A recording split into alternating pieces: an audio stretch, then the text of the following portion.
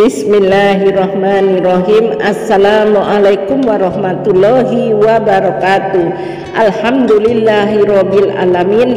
Allahumma sholli ala Muhammad wa ala ali sayyidina Muhammad, amma ba'du. Sahabat deposito yang dimuliakan Allah, senang rasanya bisa jumpa kembali dengan Anda semua dalam keadaan sehat walafiat. Harapan dan doa saya semoga saja Anda semua dimurahkan rezekinya, dipanjangkan umurnya, diberkahi hidupnya. Amin amin ya robbal alamin. Sahabat deposito yang dirahmati Allah, pada kesempatan kali ini saya akan membagikan amalan, yaitu amalan pembuka rizki. Sebelum lanjut dengan kerendahan hati, bantu channel kecil ini dengan like, komen, subscribe agar channel ini bisa berkembang, dan tulis hajat Anda di dalam kolom komentar. Terima kasih pemirsa deposito doa. Saudara deposito doa yang dirahmati Allah, salah satu sunnah sholat adalah membaca surah atau ayat Al-Quran setelah membaca surat Al-Fatihah. Al-Quran sendiri terdiri dari 114 surat dan 6.000 lebih ayat. Jadi kita semuanya memiliki pilihan surat atau ayat yang melimpah untuk dibaca setelah membaca surat Al-Fatihah di dalam sholat. Dan semua surat maupun ayat dalam Al-Quran boleh dibaca, mulai dari surat-surat pendek seperti yang ada pada juz 30.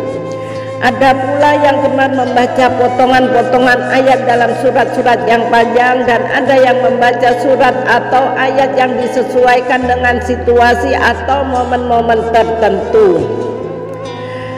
Misalnya adalah momen di bulan Ramadan, situasi saat dalam perjalanan, dan lain sebagainya. Saudara pemirsa deposit doa yang dirahmati Allah, lalu gimana? Rasulullah Shallallahu Alaihi Wasallam, surat atau ayat apa yang sering dibaca Rasulullah Shallallahu Alaihi Wasallam ketika sholat? Dari Qutbah bin Malik, beliau pernah berkata, ia pernah sholat subuh bersama Nabi Muhammad. Pada rakaat pertama beliau membaca ayat, yaitu surat Qaf ayat ke-10.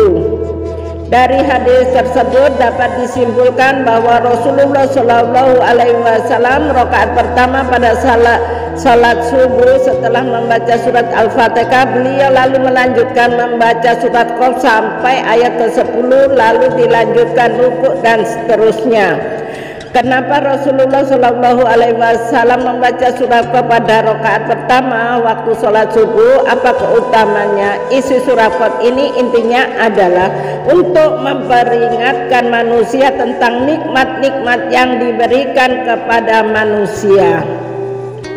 Begitu juga peringatan tentang hari berbangkit, hari hisab, surga, neraka, pahala, dosa, dan lain sebagainya, supaya kita selalu ingat kepada Allah Subhanahu wa Ta'ala akan ada hari kebangkitan di mana manusia dibangkitkan dari kubur, lalu dihisab semua amalannya dan diberikan balasan sesuai dengan amal perbuatannya semasa hidup di dunia.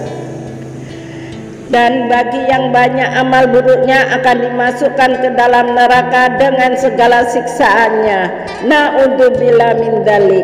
Lantas apa rakaat kedua, surat apa yang dibaca oleh Rasulullah Shallallahu Alaihi Wasallam? Yaitu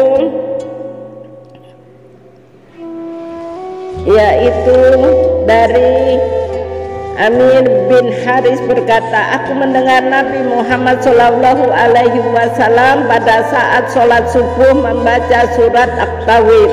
Di dalam Al-Quran surat At-Tawir ini pun juga berbicara peringatan kepada manusia tentang hari kiamat, seolah-olah surat ini ingin menyampaikan pesan kepada manusia bahwasanya keadaan semesta alam ketika kiamat datang akan hancur, terjadinya goncangan gempa di mana-mana, matahari digulung sehingga gelap gulita, dan manusia tidak dapat mengelak dari pengadilan Allah Subhanahu wa Ta'ala tentang amal perbuatan yang dikerjakan semasa hidup di dunia. Lantas apa keutamaan membaca surat At-Tawir pada saat rakaat kedua? Insya Allah mampu meningkatkan keimanan kita kepada Allah Subhanahu wa Ta'ala dan memunculkan kekhusyukan di dalam sholat, bahwasanya kita semua meninggal dunia akan sangat celaka saat kita meninggal dunia tanpa bakal apa amal soleh yang cukup untuk menghadap Allah Subhanahu wa Ta'ala. Saudara pemirsa deposit doa yang dirahmati Allah, untuk itu disarankan untuk kita semua bacalah 2 surat ini saat mengerjakan sholat subuh dan pahami. Insya Allah Subhanahu wa Ta'ala akan menjadikan manusia senantiasa ingat kepada Allah dan selalu bersyukur.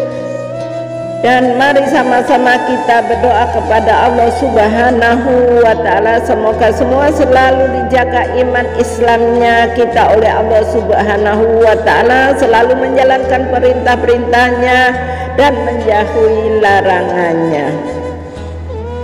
Amin amin ya robbal alamin. Assalamualaikum warahmatullahi wabarakatuh.